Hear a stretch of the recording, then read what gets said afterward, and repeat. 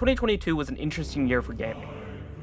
But I wouldn't know. You would think that after a pandemic I would play more games, but no, for a variety of reasons that include end of junior year and finals, start of senior year and college apps, picking up new responsibilities, stress from losing friends and making decisions about my future, a general feeling of loneliness and isolation, and starting One Piece. And while there were plenty of games I wanted to play, more than any other year I said, I'll wait for reviews. And then they turned out to be bad or mediocre.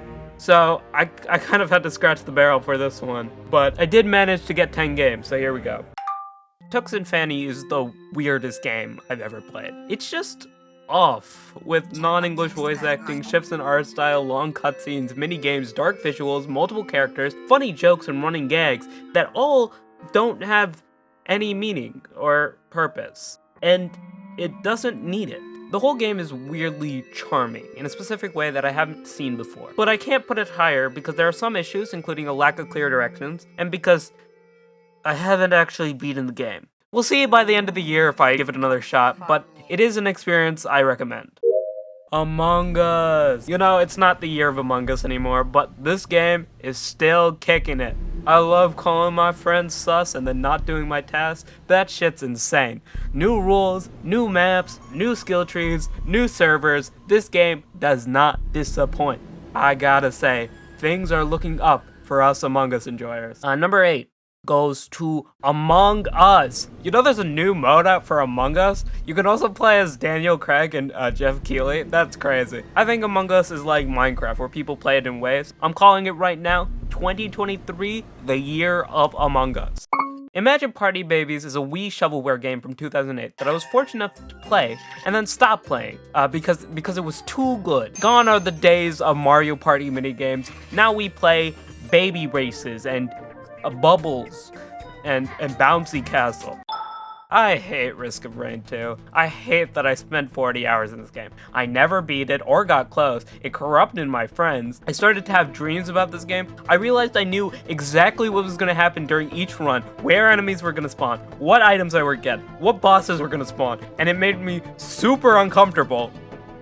And it's still number 6. I'm dreading the DLC, but I'm about to drop another 10 hours of this game when it comes out. Elden Ring? Game of the Year?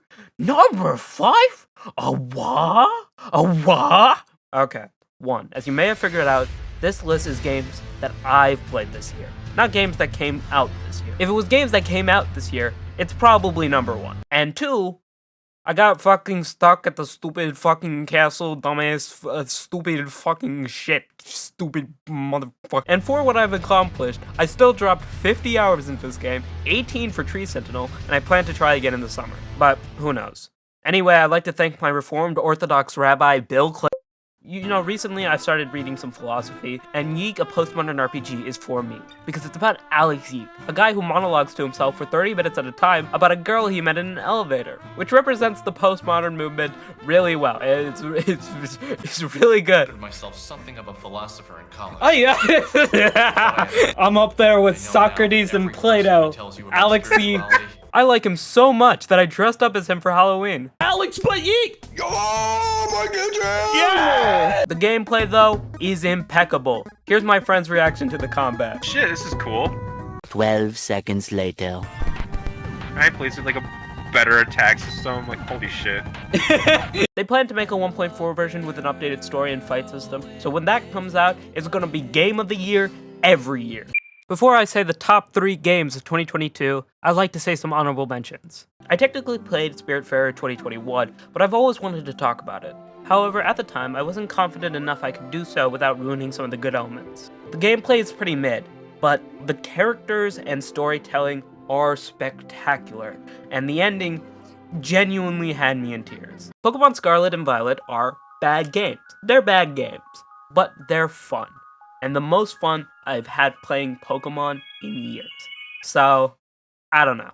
Also, Among Us is pretty good. Have you guys played Airship yet? That shit's fire. Your Only Move is Hustle is the most interesting and satisfying game I have ever fucking played. It's a turn-based fighting game where you're given all your and your opponent's move options and shown a simulation of what would happen with any necessary details like damage and frame advantage. And at the end, you're shown this anime fight scene where it's like boom, boom, boom, boom, boom, pow, pow, pow, It's pretty cool. Too bad there's only 3 characters, one of them is broken, and 1 song. It's only in beta, so when the game actually comes out, I'm about to drop 80 hours in it. Disco Elysium. I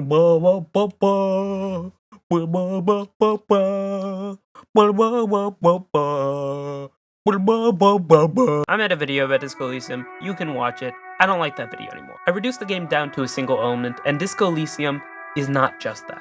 It's not only a point-and-click RPG with D&D elements. It is a point-and-click RPG with D&D elements, interesting fully voiced characters, a gorgeous oil paint art style, and a fucking killer soundtrack.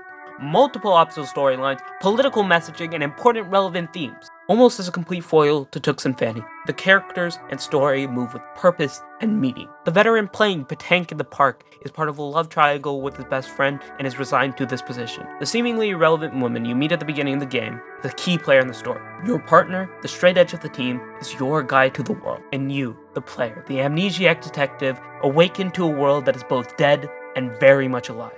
With a simple goal, pushed onto you by that world, to solve a murder. It is moving, it is revealing, it is gross and disturbing, it is beautiful and comforting, it's restrained as much as it has no filter. Disco Elysium stands out as a game that is open and honest about its ideas, world, and characters.